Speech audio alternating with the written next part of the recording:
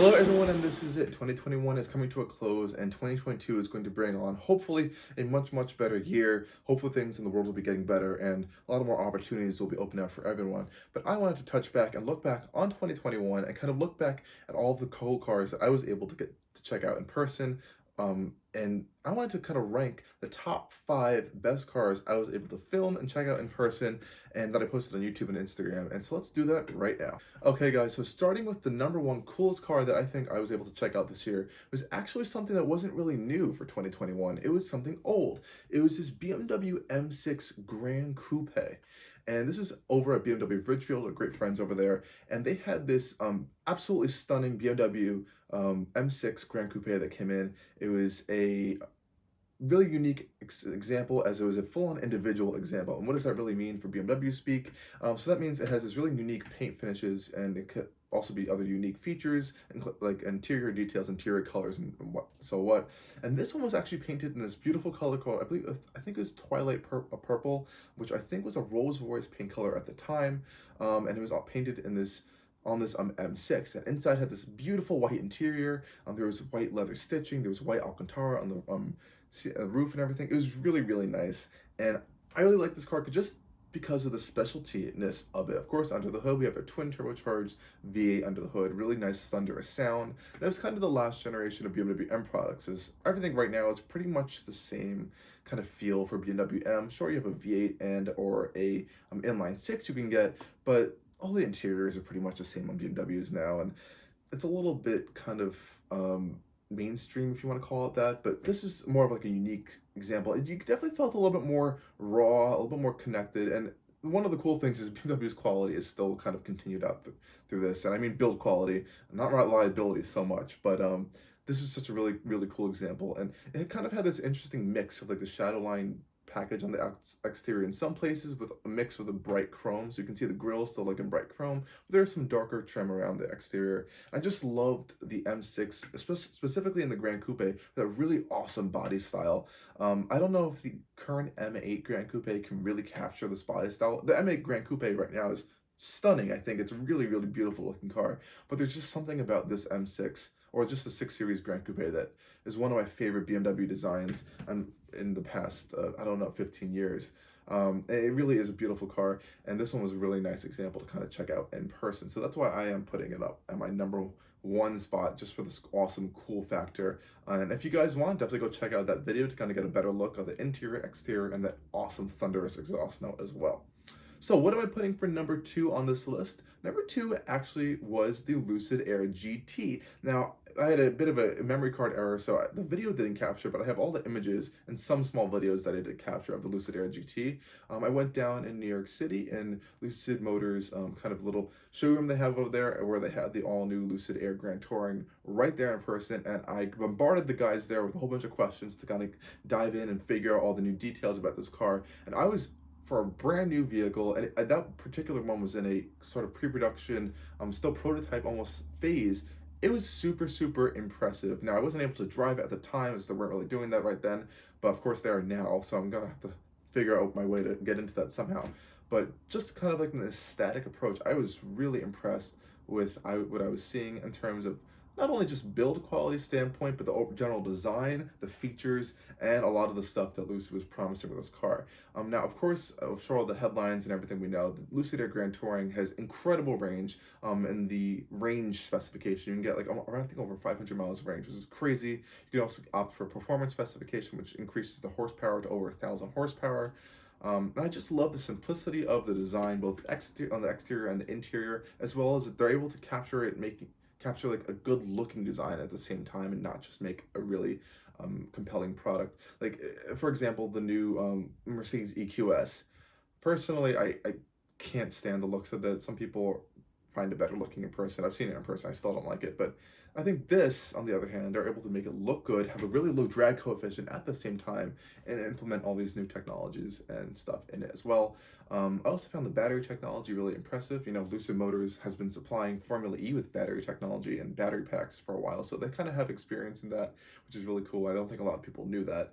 as well. And I'm really excited to see them grow as a brand coming in 2022. Of course, the Lucid Air range itself will be expanding to, we'll see not only the top end version, but the mid tier and the lower tier versions come out, which will be starting around like the $70,000 range. And even those models will be getting over um, not seven, around 400 miles of range in the base specifications as well. So that's really exciting to see. And I really loved the interior. It was really, really cool. I mean, I had a bit of a gripe with the rear seats, even though there's a lot of room. Your feet do sit a little bit high up because of the battery pack on the floor, which is a little bit annoying, but you do have a lot of legroom to just stretch out. A lot of open room in that sense, and a lot of glass, so you kind of feel really spacious inside. One of my favorite features in the interior was kind of like this central LED spine that ran in the ceiling, which is really, really cool as well. So that's kind of why I had that in my number 2 position. This was a really awesome new kind of product to check out this year. Number 3 on the list, now this was a bit difficult to kind of put in because there was a lot of awesome things this year.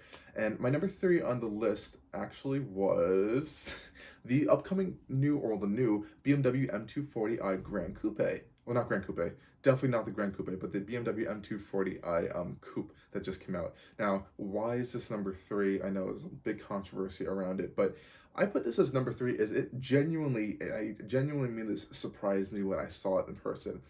I'm sure we've all seen the new the 2 Series Coupe and pictures and reviews and everything at this point, and of course the controversy surrounding the design of it as well. But there was some things that I had to consider about this and making this consideration now. We should all be thankful that BMW is still making a rear-wheel drive entry-level coupe. No one's really doing that right now, which is great that they're still offering this as a package. So I think we should be thankful that they're still offering this. And yes, of course, it has grown in all dimensions and in weight, which is a lot of people's biggest complaint. But they're still offering it. I think that's really cool. Secondly, is how much better it looked in person. Maybe it was just this specification, but in person in general versus the pictures. Now, even in person, the rear end is still a bit iffy. I'm still trying to get used to it a little bit. I'm not sure how I feel about it. But the general proportions and design and the shape really actually stun me in person. I think the side profile is one of the best side profiles BMW is currently making right now, in line with the BMW M8 Gran Coupe. It really is awesome. It really captures that rear-wheel drive, longitudinally mounted, long hood, sports car look. I think they really did a good job with that.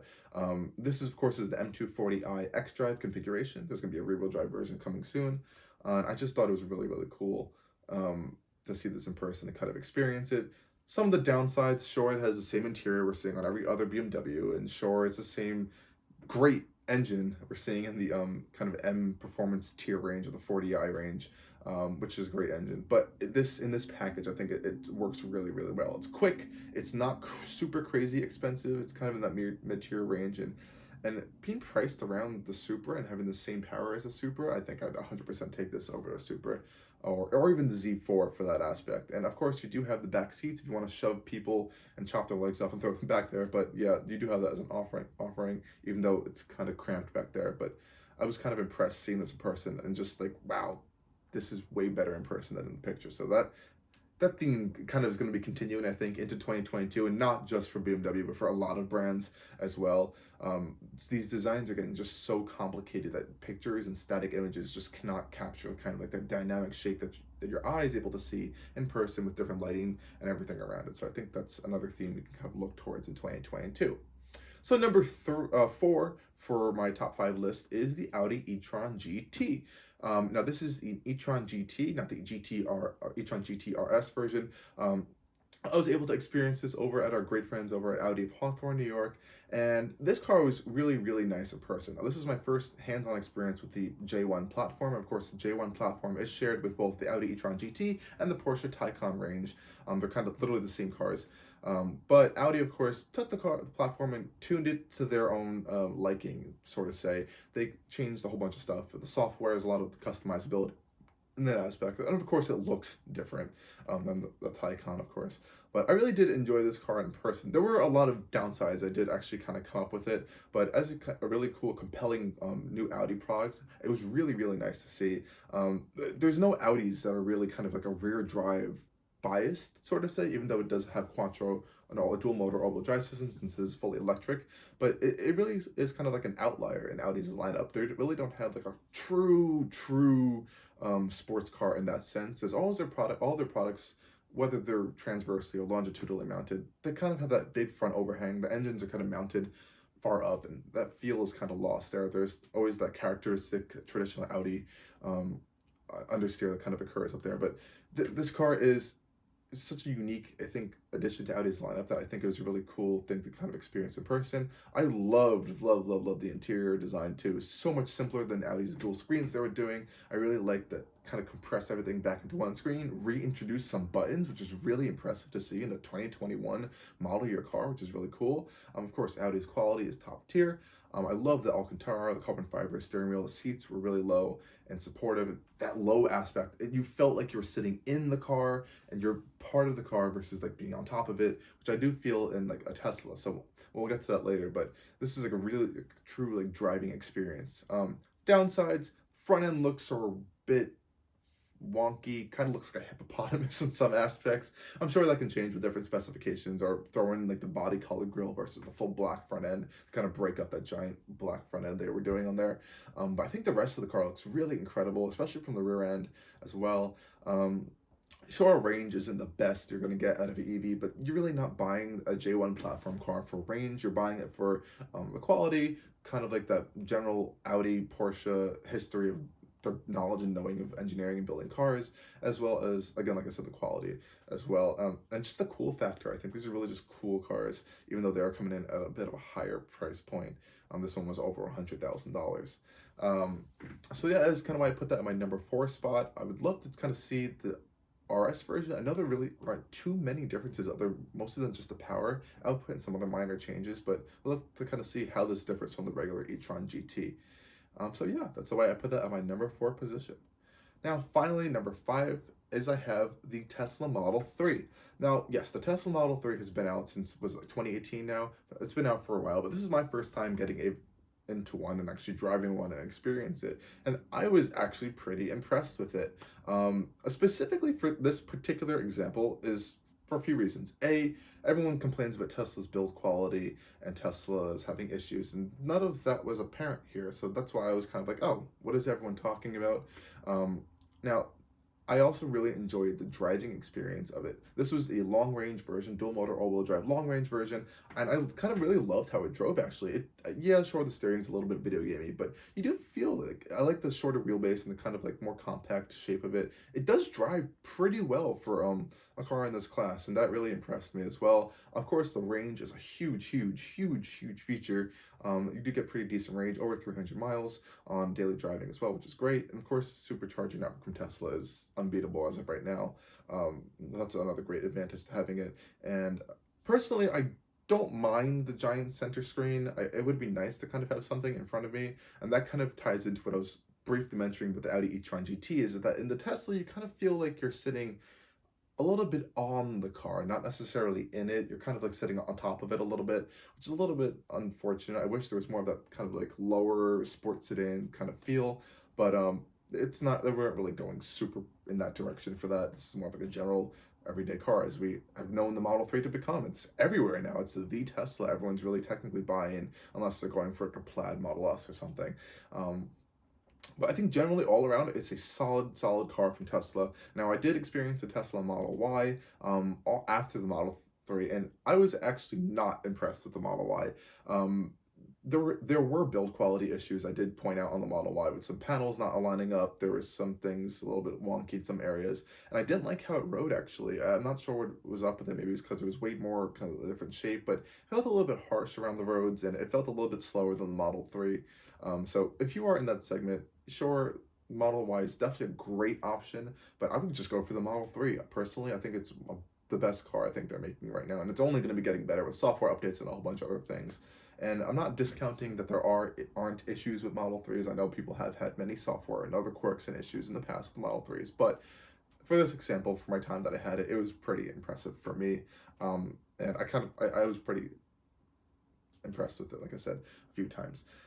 So yeah, those are my top 5 lists of cars that I was able to experience in 2021. Not necessarily introduced in 2021, but I was able to experience in 2021. And I'm super excited for 2022 and what this is going to bring to kind of experience this. There's a lot of stuff coming from all brands in terms of EVs, in terms of new performance cars, and new technologies, definitely, as we're seeing the big transition to both like more technology thrown into cars and brands starting to kind of become technology companies as well, which is a really big thing. And I think Tesla kind of pioneered that as well. So there's a lot of interesting stuff coming in the next year or two. I definitely hope we're able to check out as many things as possible and hopefully open up new opportunities with new brands and stuff to kind of like introduce to the channel and the Instagram page as well. So I'm super excited for that. And I want to thank all of you guys for all your great support over the past year or two with rebuilding and everything. And of course, everyone who has been around for the past 5, 6, 7, 4 years at this point, and just following with us along the way on this journey of growth and new car reviews and everything. So thank you again, and stay tuned for a lot more coming in 2022.